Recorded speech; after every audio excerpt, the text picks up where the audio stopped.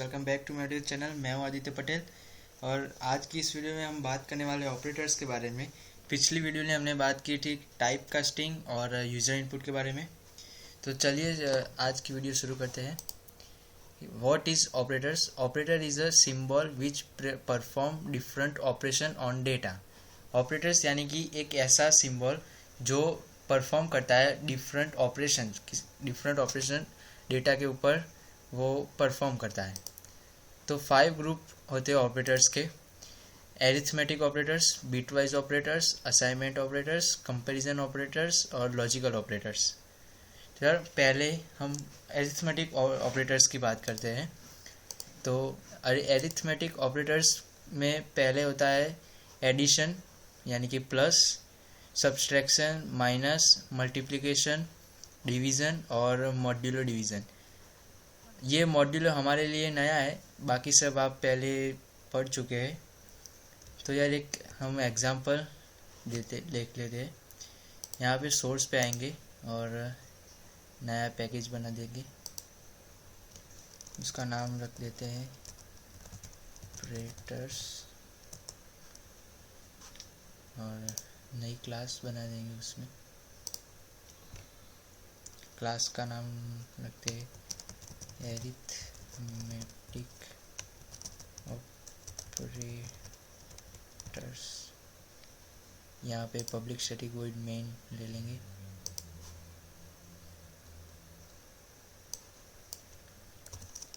तो यहाँ पे हम पहले कुछ वेरिएबल डिक्लेयर करते हैं।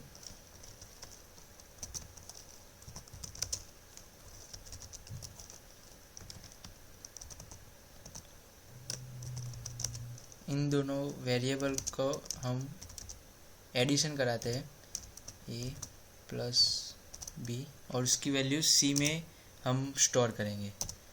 अगर आपको इसको प्रिंट कराना है तो सिस्टम हमें अगर आपको system.out.println का हमें शॉर्टकट लिखना है कि sys out और कंट्रोल स्पेस, तो ये पूरा आ जाएगा। फिर से दिखा देता हूँ sys out कंट्रोल स्पेस और यहाँ पे हम C को प्रिंट करा लेते हैं।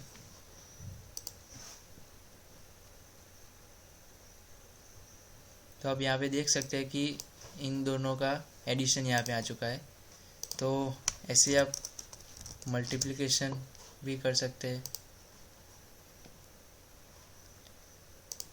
तो यार एक और एग्जांपल दिखाता हूँ कि आप अगर a plus B whole square का एक फॉर्मूला होता है कि a square plus B square plus 2abc, तो आप दो तरीके से उसे कर सकते हैं।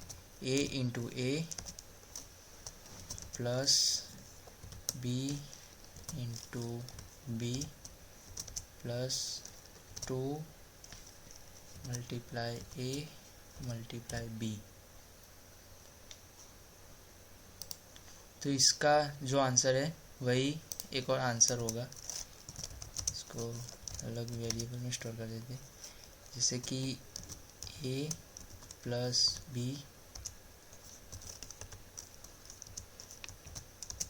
Into A plus B. यहाँ पे डी को भी प्रिंट करा देते हैं।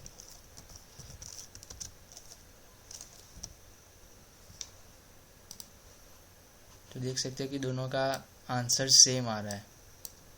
तो यार बहुत तरीक़ों से आप कर सकते हैं इसे। एक और होता है इंक्रीमेंट और डिक्रीमेंट, तो उसके बारे में भी बात कर लेते हैं कि यहाँ पे int c equals to b plus plus होता है। तो अगर आप यहाँ पे उसे प्रिंट कराएंगे तो उसकी 23 वैल्यू होगी c की और b की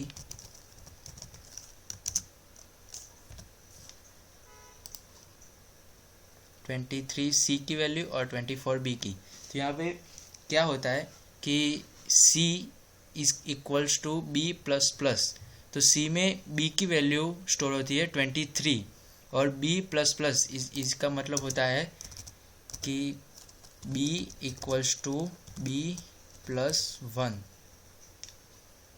बी प्लस प्लस का मतलब होता है B equals to B plus 1। तो बी की नई वैल्यू स्टोर होती है 24। तो यहाँ पे आप देख सकते हैं। वैसे ही अगर आप उसे आगे लिखते हैं इस प्लस प्लस को, तो सी की वैल्यू बढ़ जाएगी और बी की वैल्यू भी बढ़ जाएगी। तो दोनों 24 प्रिंट हो रहे हैं यहाँ पे, क्योंकि सी की वैल्यू भी इंक्रीमेंट होके प्रिंट हुई और बी की वैल्यू भी इंक्रीमेंट होके प्रिंट हुई। वैसे अगर यहाँ पे आप माइनस माइनस लिखते हैं तो डिक्रीमेंट हो जाएगा 22 एक वैल्यू माइनस हो जाएगी यहाँ से। तो यार एरिथमेटिक ऑपरेटर आपको समझ आ चुका होगा। तो नेक्स्ट हम बिटवाइज ऑपरेटर के बारे में बात करते हैं।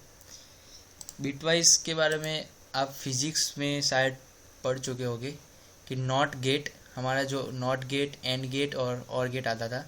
तो नॉट क्या करता था कि वो ज़ीरो वैल्यू है तो वो 1 कर देता है, अगर वो 1 है तो 0 कर देता है, वो ऑपोजिट वैल्यू प्रिंट कराता है। एंड हमारा क्या होता है कि सिर्फ 1 दोनों वैल्यू होगी तभी वो 1 प्रिंट करेगा, बाकी सब के लिए वो 0 ही प्रिंट करेगा। मतलब हमारा जो एंड ऑपरेटर है वो बहुत ही गुस्से वाला है। अगर दोनों आपके आंसर सही हुए तभी वो वैल्यू प्रिंट कराएगा, बाकी सब में 0। और हमारा ऑपरेटर है वो बहुत ही दयालु है। अगर एक भी आंसर 1 हुआ तो वो 1 प्रिंट कर देगा, सिर्फ दोनों गलत के लिए ही 0 प्रिंट करेगा। तो इसका मैं एक एग्जांपल आपको समझाता हूँ। यहाँ पे नई क्लास बना लेंगे, बिट वाइज ऑपरेटर।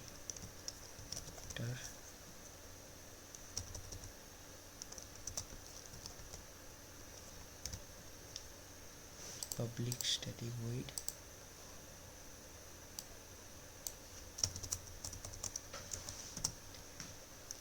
तो यहाँ पे 5 का बाइनरी कोड होता है 101। बाइनरी के बारे में हम आगे बात करेंगे। फ़िलहाल आप यहाँ से सिर्फ एग्जांपल जान ले।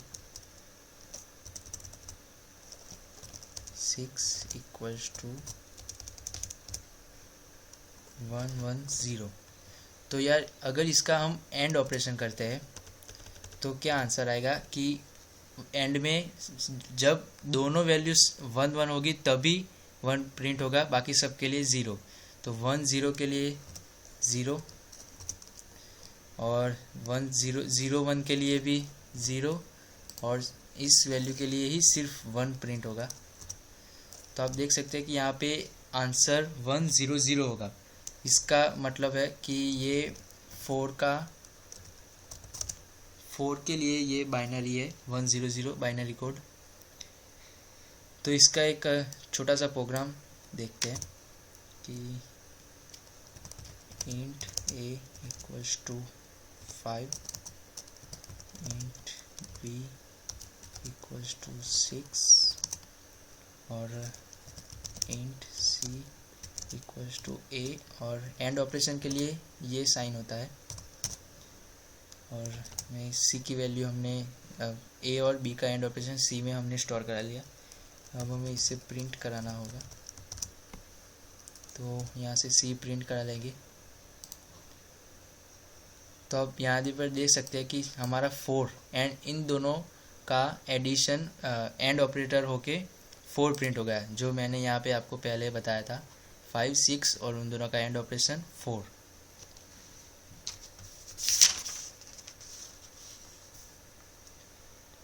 यार एक और आपको और ऑपरेटर के बारे में दिखा देते कि और ऑपरेटर 10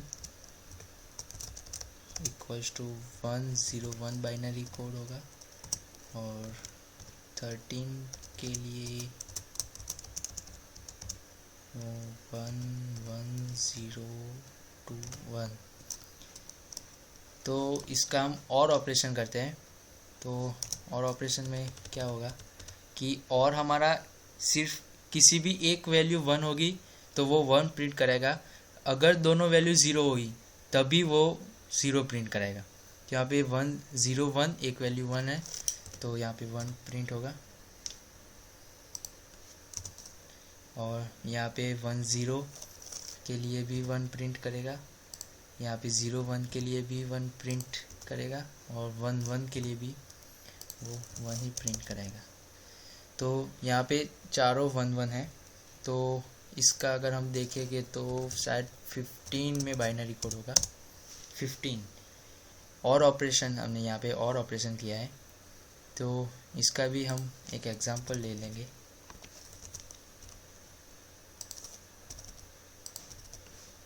इस लाइन को मैं कमेंट कर देता हूँ। तो यहाँ पे और ऑपरेशन के लिए एंटर पे की है पाई, उसको उस साइन को आपको यूज़ करना है, शिफ्ट पाई, ये और ऑपरेटर की निशानी है। तो यहाँ से हम रन करते हैं करेंगे तो 15 हमारा आंसर आ गया है। तो यार ये हमारे बिटवाइज ऑपरेटर हो गए। इसमें एक और आता है राइट शिफ्ट और लेफ़्ट शिफ्ट, तो उसके बारे में भी बात कर लेते हैं कि अगर राइट शिफ्ट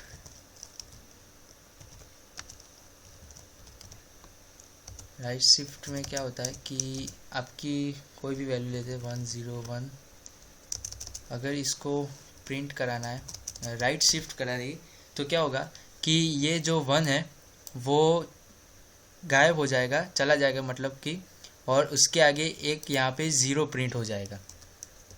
तो वैल्यू कुछ ऐसी होगी कि 0 1 1 0, यहाँ से एक 1 शिफ्ट हो गया और उसकी जगह पे 0 आ गया।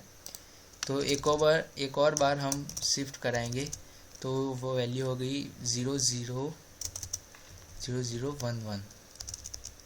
तो ऐसे शिफ्ट होता रहेगा और 0 0 0 1 और आखिर में 0 0 0। अगर आप और भी आगे शिफ्ट कराएंगे तो वो 0 0 0 ही प्रिंट होगा। वैसे इस तरह से आप लेफ़्ट शिफ्ट भी करा सकते हैं, तो उसकी वैल्यू भी आप देख सकते हैं कि पीछे से 0 0 हो जाएगी और यहाँ पे राइट शिफ्ट में आगे से 0 0 हो जाएगा। तो उसका एक एग्जांपल देखते हैं।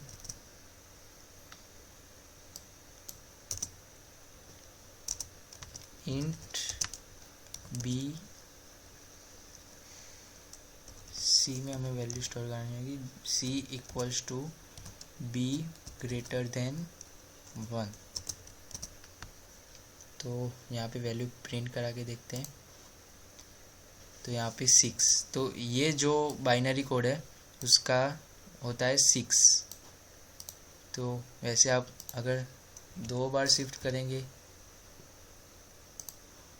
तो 0 0 1 0 1 1 0 0 1 1, ये 3 का बाइनरी कोड है। तो इस तरह से आप देख सकते हैं राइट शिफ्ट और लेफ़्ट शिफ्ट। तो यार अब हम आगे बात करते हैं असाइनमेंट ऑपरेटर्स के बारे में। असाइनमेंट ऑपरेटर्स यानी कि किसी वैल्यू को हमें असाइन करना है, तो प्लस इक्वल्स टू, इसका मतलब है ऐड देन असाइन, ये वैल्यू को ऐड करता है उसके बाद असाइन कर देता है।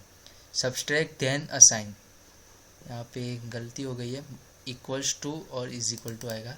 नेक्स्ट है कि multiply equals to multiply then assign, divide then assign और take reminder then assign.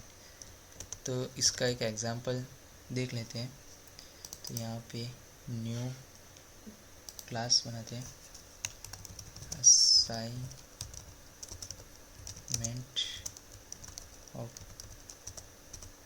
Operators, यहाँ पे पब्लिक स्टैटिक वॉइड में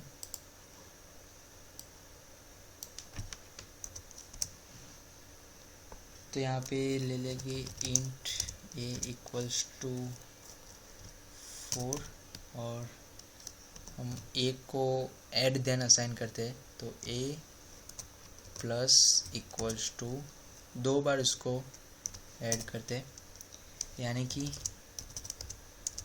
ए इक्वल्स टू ए प्लस 2, इसका मतलब होता है a equals to a plus 2।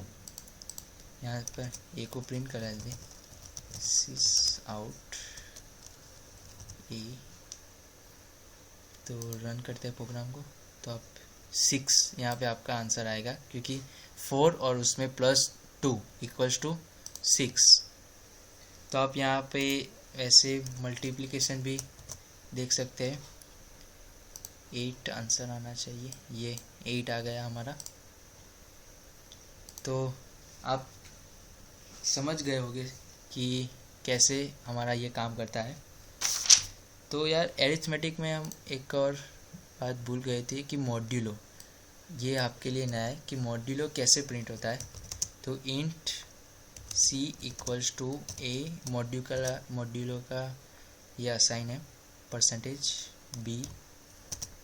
तो यार मॉड्यूलो ये होता है कि a और b का जो हम डिवाइडेड करेंगे तो उसका जो रिमाइंडर रहता है वो प्रिंट कराएगा।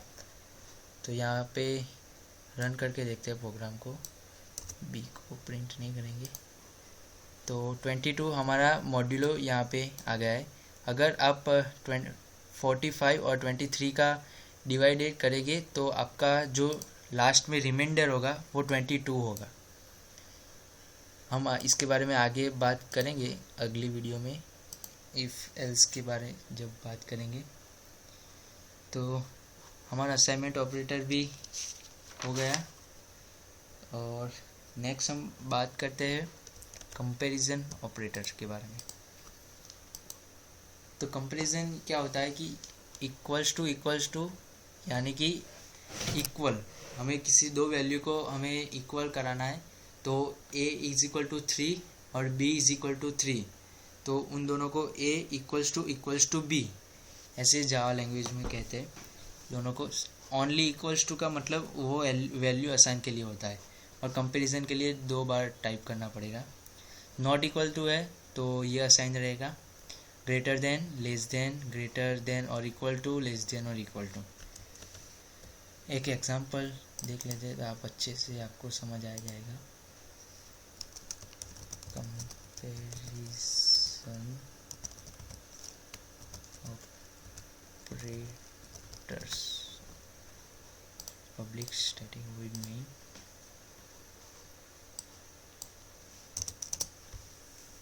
तो int a equals to let's say 5 और इंट b इक्वल्स टू 3।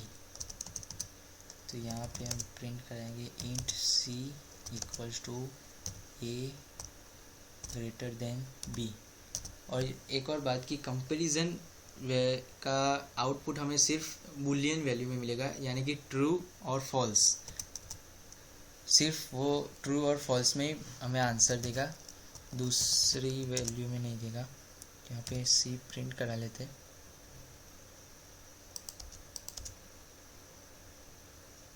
कुछ एरर शो कर रहा है। यहाँ पे हमें c को बूलियन वैल्यू में प्रिंट कराना होगा, तभी होगा, इंट में ये स्टोर नहीं होगा।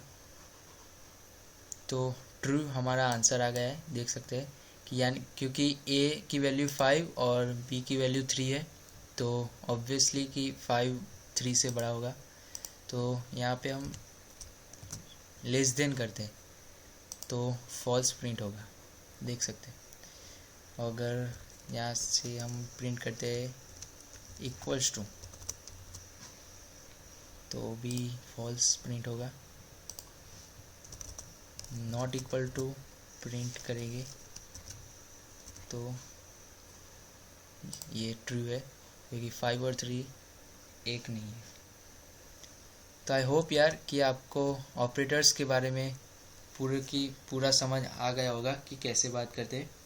लॉजिकल ऑपरेटर्स के बारे में हम नेक्स्ट वीडियो में बात करेंगे, क्योंकि उसके पहले हमें इफ़ और एल्स के बारे में जान लेना चाहिए।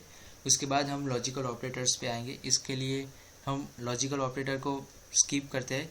उसके बाद नेक्स्ट वीडियो में अब हम बात करेंगे इफ एल्स और नेस्टेड इफ एल्स के बारे में। अगर यार आपको कोई प्रॉब्लम हो रही है तो आप नीचे कमेंट सेक्शन में ज़रूर बता सकते हैं। अगर आपको कोई एरर शो हो रहा है तो आप मुझे स्क्रीनशॉट लेके इंस्टाग्राम पे भी भेज सकते हैं या मेल भी कर सकते हैं, मैं आपको ज़रूर रिप्लाई दूंगा। तो गाइस प्लीज़ लाइक कीजिए, शेयर कीजिए, और अगर आप नए हैं तो हमारे चैनल को सब्सक्राइब कीजिए और बेल आइकन को दबाना ना भूलें, क्योंकि हम जब भी नया वीडियो डालें तो आप तक नोटिफिकेशन पहुंचती रहे।